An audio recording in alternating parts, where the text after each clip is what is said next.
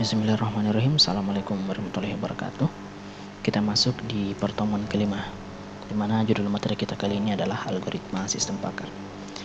Di dalam proses pemecahan masalah menggunakan sistem pakar, tidaklah lepas dari yang namanya algoritma. Algoritma di sini sangat banyak ya. Dan untuk mengenal lebih jauh tentang algoritma sistem pakar, kita langsung di pembahasannya. Yang pertama, algoritma ya. Tentunya kita harus tahu dulu apa yang dimaksud dengan algoritma. Algoritma itu secara umum adalah suatu urutan dari beberapa langkah logis dan sistematis yang digunakan untuk menyelesaikan masalah tertentu. Jadi untuk menyelesaikan sebuah masalah, sebenarnya kita sudah menggunakan algoritma ya. Kemudian pendapat lain mengatakan bahwa algoritma adalah proses atau serangkaian aturan yang harus diikuti dalam perhitungan atau operasi pemecahan masalah, terutama oleh komputer. Nah, dengan kata lain, semua susunan logis yang diurutkan berdasarkan sistematika tertentu dan memecahkan suatu masalah dapat disebut dengan algoritma. Kemudian algoritma biasanya kita gunakan untuk melakukan beberapa hal ya, diantaranya satu, perhitungan, kemudian ada penalaran otomatis ya atau proses otomatisasi, kemudian ada mengolah data. Di dalam algoritma terdapat rangkaian beberapa instruksi atau perintah untuk menghitung suatu fungsi. Jika dieksekusi dan diproses akan menghasilkan sebuah output, kemudian akan berhenti pada eksekusi akhir yang sudah ditentukan ya. Jadi proses dari algoritma juga ada akhirnya ya. Ketika datanya sudah ditemukan, maka otomatis prosesnya akan berhenti. Kemudian pencetus ya atau penemu algoritma di sini adalah Al-Khwarizmi. Beliau merupakan seorang ilmuwan muslim ya. Kemudian menurut informasi, selain penemu algoritma, Al-Khwarizmi juga seorang pakar ya atau ahli dalam beberapa bidang seperti ahli matematika, astronomi, astrologi, dan geografi. Kemudian Al-Khwarizmi juga dikenal sebagai bapak aljabar ya, karena beliau juga membuat buku pertama kali tentang aljabar, yaitu membahas tentang solusi sistematis dari linear dan notasi kuadrat. Kemudian ada ciri-ciri algoritma ya. Salah satu yang pertama ada input, yaitu permasalahan yang dihadapi dan akan dicarikan solusi. Kemudian ada proses, di mana proses di sini merupakan langkah-langkah yang harus dilakukan untuk mencapai tujuan akhir. Dan yang ketiga ada output ya, di mana output di sini merupakan tampilan akhir yang didapatkan dari suatu algoritma. Jadi dalam algoritma ada 3 proses, yaitu adalah input, proses, dan output. Kemudian algoritma dalam menghasilkan output ada tujuan akhir yang dicapai, di mana program tersebut akan berhenti jika tujuannya telah tercapai ya, atau hasil dari proses yang kita inginkan sudah diketahui. Kemudian keuntungan menggunakan algoritma ya, satu, pembuatan atau penulisan algoritma tidak tergantung pada bahasa pemrograman manapun. Artinya, penulisan algoritma bebas dari bahasa pemrograman dan komputer yang melaksanakannya.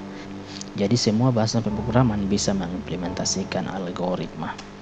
Kemudian, notasi algoritma dapat diterjemahkan ke dalam berbagai bahasa pemrograman.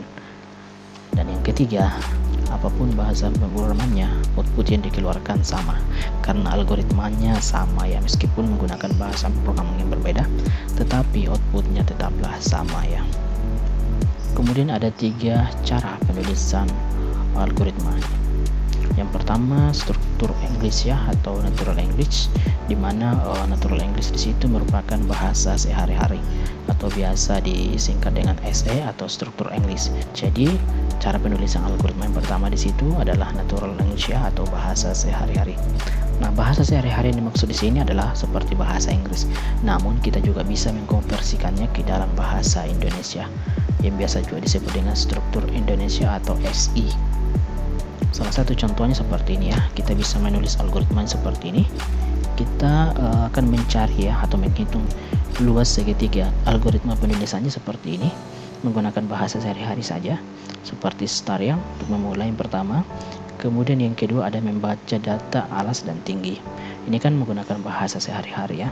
Dan yang ketiga luas alas kali tinggi kali 0,5. Kemudian yang keempat menampilkan hasil dari perhitungan luas segitiga. ia menampilkan luasnya. Kemudian terakhir adalah stop ya, dimana ketika prosesnya sudah ditampilkan, maka programnya akan otomatis berhenti. Kemudian yang kedua ada pseudocode ya, dimana pseudocode di sini merupakan kode yang mirip dengan instruksi program sebenarnya. Maksudnya di sini adalah kode tersebut sesuai dengan program yang sesungguhnya seperti BASIC, Fortran ataupun Pascal. Pseudocode yang berbasis Pascal merupakan pseudocode yang sering digunakan. Pseudo berarti ini imitasi atau tiruan atau menyerupai, sedangkan code merupakan kode. Nah, kita bisa lihat contohnya penulisan algoritma yang kedua, yakni adalah pseudocode. Contohnya seperti ini. Kita tulis ya star, kemudian ada red. Red di sini sudah menggunakan bahasa pemrograman ya, dimana sistem ini menggunakan bahasa konsol seperti Pascal, Fortran, dan BASIC 7. Di sini kita bisa lihat, kita bisa memulai dengan star, kemudian ada red, ada alas, ini adalah variabel ya, alas, dan kemudian ada tinggi. Dan yang ketiga ada rumusnya, di mana luas di sini sama dengan 0,5 dikali alas kali tinggi. Dan print artinya menampilkan luasnya ya, luas di sini dari proses yang ada di sini. Kemudian program akan berhenti karena datanya sudah ditampilkan. Jadi ini yang dimaksud dengan pseudocode ya, di mana pseudocode di sini adalah proses penulisan algoritma yang kedua. Dan yang ketiga ada flowchart ya. Ini yang paling banyak digunakan ya, seperti dalam penyusunan skripsi, penulisan algoritma banyak digambarkan menggunakan flowchart.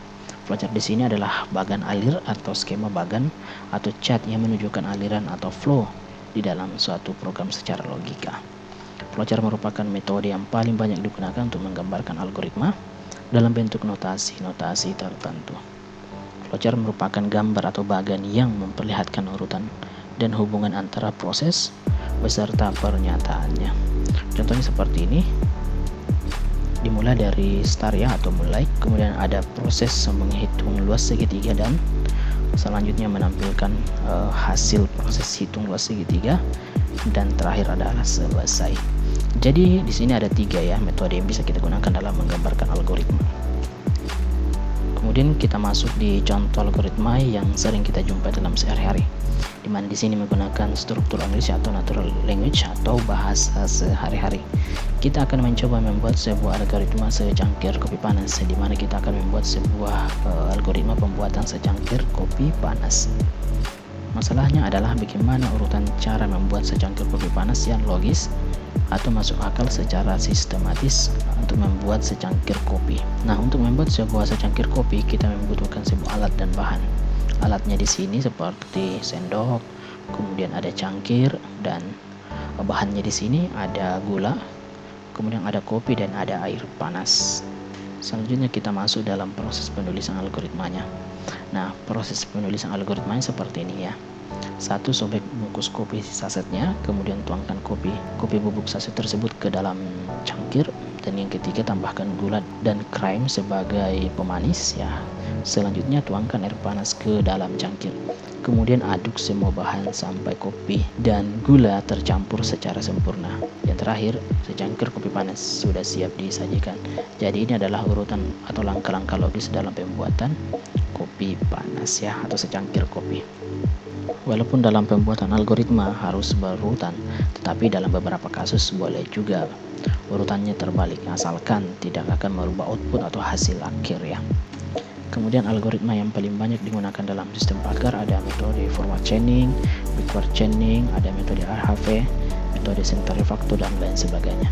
Metode-metode ini yang paling banyak digunakan di dalam sistem Packard, bahkan dalam penyelesaian studi ini banyak digunakan ya. Dan ini akan kita bahas satu-satu, serta kita akan mempraktekannya nanti bagaimana pembuatan program sederhananya. Oke, saya kira cukup saja dulu untuk pertemuan kita kali ini. Kita lanjut di pertemuan selanjutnya.